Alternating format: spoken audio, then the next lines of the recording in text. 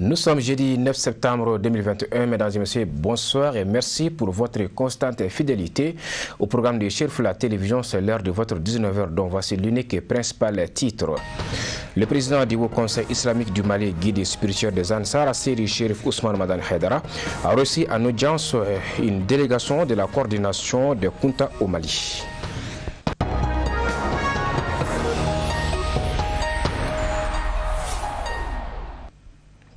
Mesdames et messieurs, bonsoir et merci pour votre constante fidélité.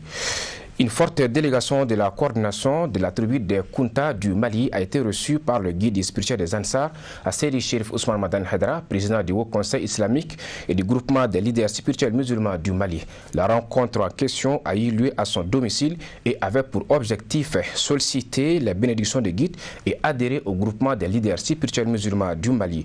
Un commentaire signé Amadou Kamara. Cette visite de la coordination des ressortissants de la tribu des Kunta chez le guide spirituel des Ansar, Seydi Cherif Ousmane Madani Haïdara, entre dans le cadre de la recherche de la solution à la crise malienne. Nous avons fait un constat depuis que ça ne va pas dans notre pays.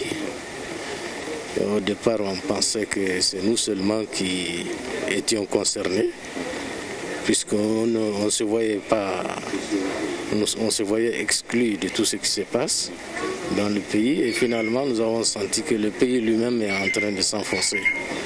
Et donc nous avons décidé de nous ressaisir et de voir comment on peut contribuer à la stabilité du pays, comment on peut contribuer à la paix, à la stabilité. Et c'est pourquoi nous sommes venus voir le président du Haut Conseil islamique, étant un créneau auquel nous avons beaucoup confiance, pour qu'il puisse nous présenter à lui et lui dire notre disponibilité à aider à la résolution de la crise dans laquelle notre pays est en train de se perpétuer. Voilà la raison pour laquelle nous sommes venus voir le shérif Ousmane Madani Haïdara. D'abord en tant que shérif parce que c'est un parent, et ensuite en tant que président du Haut Conseil islamique. C'est pour lui dire que nous sommes prêts à adhérer. Nous avons des ressources humaines très importantes. Tous ces messieurs que vous voyez à côté de moi, c'est des Hafiz au Coran. Ils ont tous le Coran en tête. Donc c'est des ressources qui sont disponibles et qu'on met à sa disposition, qui peuvent aider. Voilà. Au mot de la fin, c'est que nous sommes en train de faire des bénédictions pour notre pays. Nous n'avons pas d'autre pays que celui-là. Quoi qu'il en soit, nous n'avons pas d'autre pays que celui-là. Et nous ne sommes pas venus dans ce pays-là hier ou avant-hier. Nous sommes là il y a des siècles. Nous avons côtoyé, nous avons vécu avec les empires, les royaumes du Mali. Et nous avons vécu au temps colonial ici, nous avons vécu pendant les indépendances jusqu'à Moussa Traoré. On a vécu dans ce pays-là et en bon terme avec tous les régimes qui se sont succédés dans ce pays-là. Donc, nous voulons maintenant, nous aussi, apporter notre pierre pour la reconstruction du pays. Si on nous en donne l'occasion, on n'hésitera pas. Selon les visiteurs du jour, le guide spirituel des Ansar, Seydi Cherif Ousmane Madani Haïdara, depuis belle lurette, n'a cessé de poser des jalons en faveur de la paix et de la réconciliation au Mali. D'où cette initiative en lui rendant visite. Bon, Cherif Ousmane Madani Haïdara, le président du groupement de leaders spirituels musulmans du Mali, a reçu une forte délégation de la famille Kunta. Donc composé des chefs de tribu, des shérifs, de l'ensemble de la famille Kunta. Donc l'objectif de la rencontre, c'était pour venir discuter avec shérif les voies et moyens pour voir comment les Kunta peuvent adhérer une fois de plus, parce qu'ils sont déjà membres. Il y a le Malikia qui est là, il y a Al-Fadaha qui est là, tout ça là c'est des Kunta. Mais voir comment d'autres Kunta peuvent adhérer, peuvent être membres de bureaux, peuvent travailler au niveau du groupement des leaders spirituels musulmans du Mali. Je vais dire tout simplement que c'était l'adhésion de la famille Kunta à la grande famille de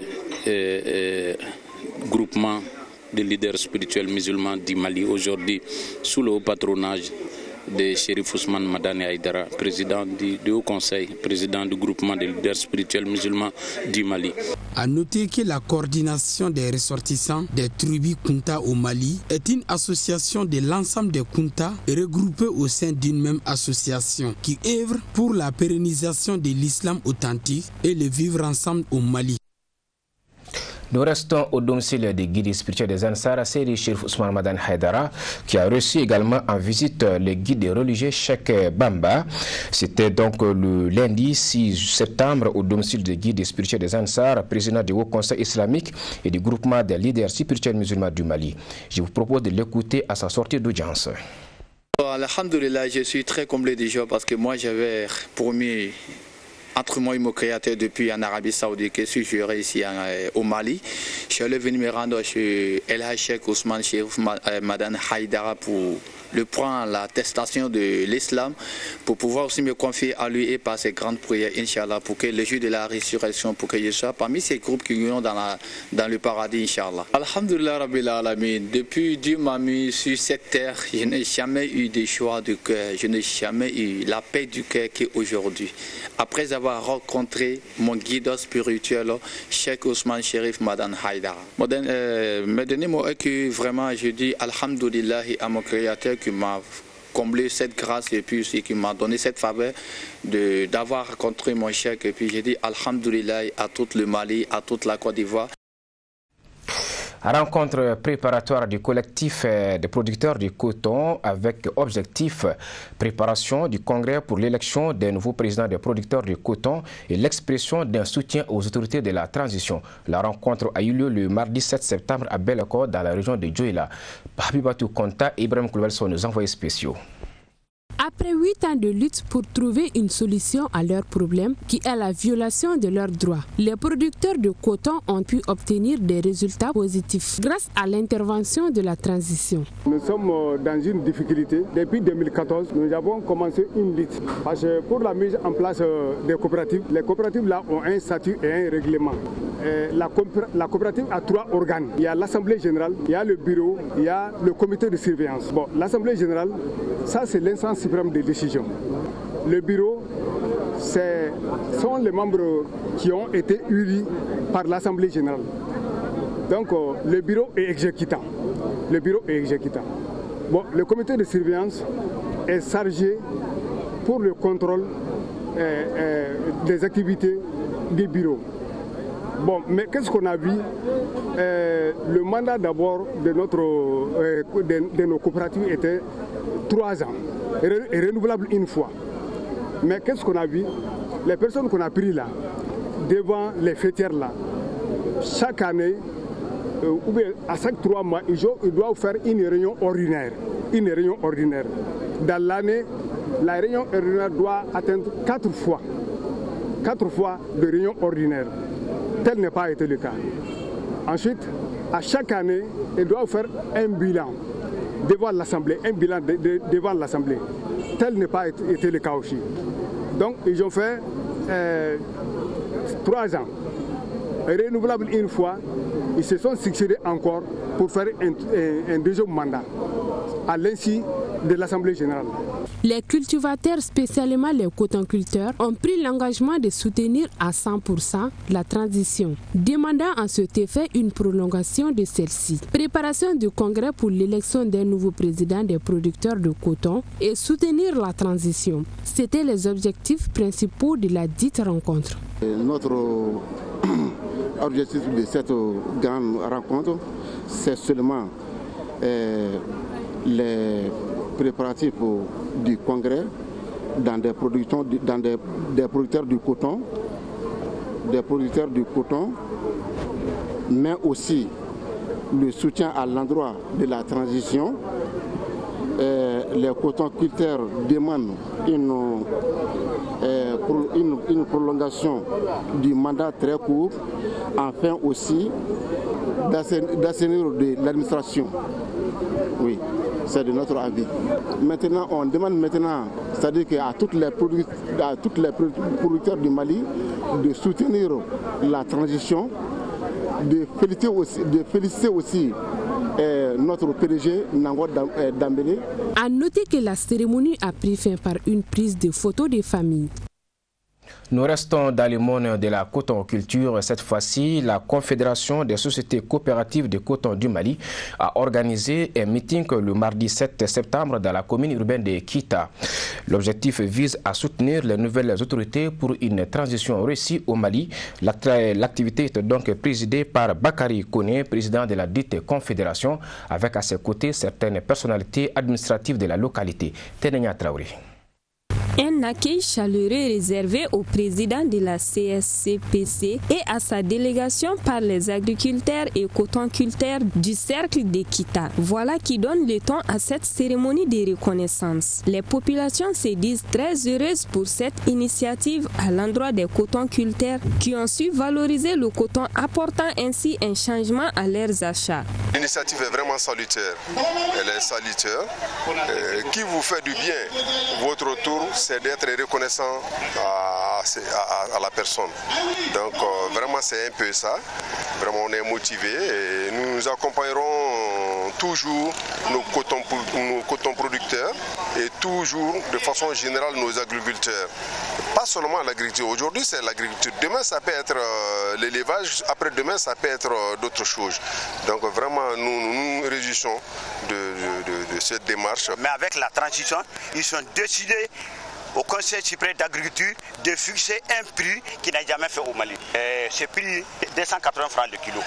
280 francs le kilo. Le prix du coton n'a jamais atteint ça au Mali. Des mots de remerciement du président de la CSCPC pour l'accueil chaleureux qui lui a été réservé par une foule nombreuse, venue de plusieurs localités de la région de Kita pour assister à cette cérémonie. Il a par ailleurs invité la population malienne à se donner la main pour une transition réussie. Bon, c'est d'abord pour montrer aux gens que nous sommes en phase avec les producteurs de coton. Vous-même, vous avez vu la foule qui est sortie pour nous accueillir. Et deuxièmement, c'est pour donner la bonne information aux gens que ce bureau a été élu dans la légalité totale, en respectant tous les textes. Et troisièmement, c'est pour signifier aux paysans que nous sommes en phase avec la transition et que nous soutenons les actions de la transition, comme nous l'avons dit, compte tenu de tout ce qui ont été entrepris par les autorités en la personne du président de la transition, colonel Assimi Goïta. Alors, l'appel que j'ai à lancer d'abord à la population malienne, c'est de tout faire pour soutenir les autorités de la transition. Parce qu'aujourd'hui, il est clair que certains, quand même, ayant bénéficié des systèmes depuis des années, ne veulent pas que les choses changent. Deuxièmement, l'appel que je lance, c'est au monde coton, c'est-à-dire à tous les producteurs de coton de soutenir ce bureau. Parce que ceux qui ont détruit ce réseau-là pendant des années sont peut-être les mêmes gens aujourd'hui qui sont en train de crier partout. C'est parce qu'ils sont hostiles à ceux qui sont venus suite à ces élections-là. Et ils sont certains que ces gens feront un bon résultat, ce qui de facto démontreront tous les forfaits qu'ils ont eu à faire dans le monde coton. En marge de cette cérémonie, un tableau de reconnaissance a été décerné au président de CSCPC par Massila Traoré, natif de la dite localité, pour renforcer les liens de fraternité entre les acteurs du coton, suivi des chants danses traditionnels et des salutations de quelques notabilités du village, telles que la famille Tunkara, Keita Sissé et des bénédictions ont mis fin à cette cérémonie. De Kita, nous allons à Sikasso, la cité verte du Kénédougou, où la cérémonie d'inauguration d'un nouveau bâtiment a eu lieu. Un bâtiment pour la police régionale de Sikasso. Ce joyau architectural est l'œuvre des frères Berthet et a coûté la bagatelle de 16,16 millions de nos francs. C'était donc le jeudi 2 septembre 2021. Un commentaire de Amadou Kamara. L'inauguration d'un bâtiment construit en dalle, composé de 2 bureaux, avec chacun une toilette, équipée de climatiseurs, de fauteuils, de tables de bureau, d'armoires et de chaises visiteuses. Ces travaux sont entièrement financés par l'entreprise Berthet et Frères, EBF, au profit du 2e arrondissement de la police de Sikasso. Je voudrais remercier sincèrement celui qui nous a aidés dans la sécurité, parce que quand on aide un commissariat à renforcer ses capacités, on a aidé la sécurité des citoyens. Donc, je voudrais sincèrement le remercier pour ton acte patriotique, pour son sérieux pour sa citoyenneté. Et j'avais réalisé en son temps le chantier qui était presque terminé. Et quand on m'a dit que c'était le facteur local qui avait pris cette initiative, j'ai dit j'espère qu'il y aura d'autres opérateurs pour continuer son œuvre. L'infrastructure qui a coûté environ 16,5 millions de francs CFA aux donataires va permettre d'améliorer les conditions de vie et de travail du personnel de la police du 2e arrondissement de Sikasso. L'insuffisance des bureaux est une des difficultés majeures du service. La construction de ces 2 bureaux va contribuer à l'amélioration des conditions de vie et de travail du personnel. Avant la réalisation de cette infrastructure, certains chefs des sections partageaient les mêmes bureaux avec les éléments placés sous leur ordre. Mais aujourd'hui, la construction de ces 2 bureaux va se progresser. Les autorités présentes à cette cérémonie d'inauguration ont toutes salué l'initiative et encouragé le donateur. Sincèrement, je suis très ému par la cérémonie qui nous a réunis ce matin. Surtout les personnalités qui ont bien voulu montrer leur présence à la cérémonie, à rehausser l'éclat. Les autorités présentes à cette cérémonie d'inauguration ont toutes salué l'initiative et encouragé les donataires. Rappelons qu'EBF est une unité de récupération et de recyclage des ferrailles et des électrométaux. Pour l'exercice de cette activité, EBF est autorisé par les services de l'assainissement et du contrôle de la pollution et nuisances de Sikasso. Les responsables du club des amis et sympathisants de Issa Kaoudjim étaient face à la presse le samedi 4 septembre pour présenter leur démission collective à travers une déclaration, laquelle déclaration que je vous propose d'écouter au micro de Boubacar Traoré et Abdoulaye Sougodougou. C'est avec la plus grande désolation que nous, membres du club des amis et sympathisants de M. Issa Kaoudjim, en abrégé CASI, organisons cette cérémonie pour officialiser notre démission massive.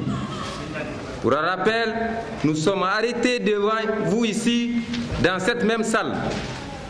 Nous nous sommes arrêtés devant vous ici, dans cette même salle, le samedi 4 décembre 2020 pour la déclaration de création du club en vue de soutenir les idéaux et les prises de position de M. Issa Kaoudjim. Pendant 10 mois, de décembre 2020 à décembre 2021, nous avons pu enregistrer des centaines d'adhérents. Implanter nos comités dans 5 régions du pays et dans plusieurs communes du district de Bamako. Mesdames et messieurs, de sa création à nos jours, le CASI a mené plusieurs activités, à savoir la visite de courtoisie à l'endroit de plusieurs hautes personnalités publiques, administratives, coutumières et religieuses du Mali. La remise de dons aux déplacés du centre et du nord. L'organisation de matchs de football pour soutenir la transition. L'organisation de la grande cérémonie, des visites de courtoisie et des remises du drapeau national à M. Issa Kaoudjim. Le club nous a donné l'occasion de tisser des relations fraternelles entre nous partout au Mali et nous nous en félicitons. Chers invités, les membres du CASI apportent leur soutien indéfectible à son chargé de communication en la personne de Mohamed Tangara. Aujourd'hui, Mohamed Tangara est aujourd'hui privé de sa liberté. Mohamed Tangara, c'est bien celui qui s'est donné corps et âme pour la création et l'implantation du club CASI. Mohamed Tangara, c'est bien à travers lui que beaucoup ont connu et apprécié et apporté leur soutien à M. Issa Kaoudjim. En ce qui concerne le patrimoine du CASI, et après de longs échanges entre nous et par consensus, nous avons décidé de l'utiliser à la prise en charge de M. Mohamed Tangara. notre chargé de communication qui se trouve malheureusement à la maison d'arrêt de Bamako, sous mandat de dépôt bien sûr. À l'organisation de cette cérémonie de démission collective,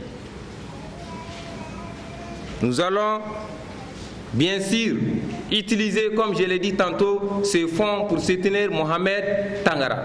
Nous remercions tous les membres du CASI, partout, à l'intérieur comme à l'extérieur du Mali. Nous déclarons notre démission collective du club des amis et sympathisants de M. Issa Kaoudim. Le Rassemblement pour l'aide au développement RAD a organisé une journée de reboisement couplée à un don de sang. C'était le samedi 28 août à Sangarebougou. L'événement a été placé sous le haut parrainage de la Société de gestion forestière du Sahel sous la supervision de la Direction régionale des eaux. Commentaire signé Habibatou Konta. Donner son sang ou planter un arbre, c'est sauver des vies et contribuer au développement social. C'est dans ce cadre que le Rassemblement pour l'aide au développement RAD a initié cette journée de reboisement couplée au don de sang. Oui, parce que d'habitude, j'ai l'habitude de donner mon sang aux banques de sang de Kinzamgou. J'ai appris qu'il y a une association jeune dénommée RAD qui a invité toute la commune de Sangarebougou pour se présenter à ce qu'on appelle don de sang. En fait, nous sommes implantés depuis 3 années. Nous avons comme seul objectif de participer efficacement à l'édification nationale à travers des actes très concrets, donc des actes de développement. Je pense que nous venons de terminer, de clôturer tout de suite avec les cours de renforcement, cours de remédiation à l'endroit des élèves de différentes classes d'examen, dont même vraiment certains sont témoins en ce lieu-ci. Donc notre objectif n'est rien d'autre que c'est participer efficacement au développement, c'est-à-dire dans tous ces secteurs. Donc ceci étant, nous avons jugé nécessaire en ces derniers temps d'organiser ces 2 grandes activités jumelées, à savoir la consultation gratuite, c'est-à-dire éventuellement avec le reboisement. Donc ce matin, on est là dans ce cadre vraiment afin d'apporter vraiment aux citoyens lambda, c'est-à-dire ce qu'ils veulent, et réellement de participer au développement. Donc on est là à faire la consultation gratuite et le reboisement. Selon les représentants de la directrice régionale des eaux et forêts du district de Bamako, ce geste humanitaire est à saluer, avant d'ajouter que le reboisement permet de lutter contre la désertification et les effets néfastes du changement climatique. Nous sommes là ce matin dans le cadre d'un reboisement avec le RAD, le Rassemblement pour l'aide au développement. C'est un groupe de jeunes du quartier. Donc ce groupe-là a pris l'initiative de faire un reboisement avec la direction régionale des eaux et forêts et le poste de la commune. Donc c'est dans ce cadre qu'on est là. Mais on a attiré l'attention des gens par rapport à l'importance du reboisement. Parce que le reboisement permet de lutter contre non seulement la désertification, mais aussi contre les effets néfastes des changements climatiques. Donc sans arbres, il n'y a pas de pluie. S'il n'y a pas de pluie, il n'y a pas de culture. S'il n'y a pas de culture, il n'y a pas de vie. Quant au président du RAD, il a fait une promesse qui est de donner à fond pour le développement du pays. Aujourd'hui, je pense qu'on a pris 4 ou 5 cibles, c'est-à-dire en termes de reboisement. On a été voir l'autorité de la mairie ici, on les a confiés, comme quand on est des enfants, on est ambitieux. Mais on a pris, c'est-à-dire des endroits responsables pour en tout cas vraiment responsabiliser les lieux. Donc surtout au niveau du CSCOM, le médecin-chef va charger pour ici, il va chercher ses plantons. Au niveau de la mairie, au niveau de la gendarmerie, mais au niveau du terrain de football, nous les jeunes, nous allons vraiment en tout cas vraiment donner le maximum à soi pour que ces arbres-là dans les jours à venir, nous pourrons passer, c'est-à-dire montrer à la génération future comme quoi nous avons planté ces arbres et vraiment ça a porté fruit vraiment dans toutes ces dimensions. À noter que cette journée de reboisement couplée au don de sang était parrainée par la Société de gestion forestière du Sahel, avec la supervision de la Direction régionale des eaux et forêts, vivement l'année prochaine. Voilà, c'est sur ces images que se referme ce journal que je vous remercie d'avoir suivi. Passez d'excellents moments en compagnie de nos programmes.